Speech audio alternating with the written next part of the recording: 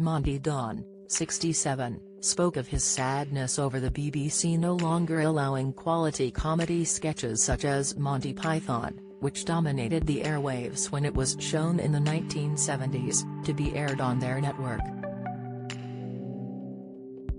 Monty Python was a British comedy troupe formed in 1969 consisting of Grant Chapman, John Cleese, Terry Gilliam, Eric Idle, Terry Jones, and Michael Palin. The group came to prominence for the sketch comedy series Monty Python's Flying Circus. Monty Python's Flying Circus was loosely structured as a sketch show, but its innovative stream-of-consciousness approach and Terry's animation skills pushed the boundaries of what was acceptable in style and content. On Twitter, a fan of the show shared the sketch and typed, "To think this stuff was free on television and just part of BBC comedy programming." Fast forward to now.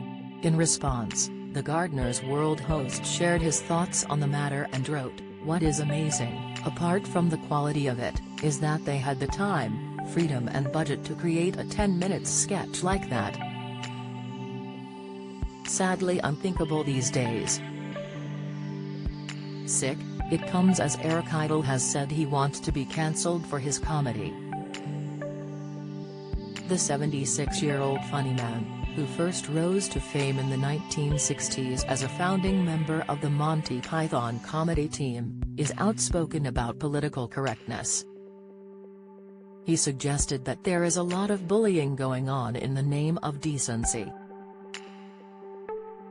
"I would like to be cancelled so I can go home and read a book and not have to make an ae of myself all over the world," Eric joked in the Daily Telegraph.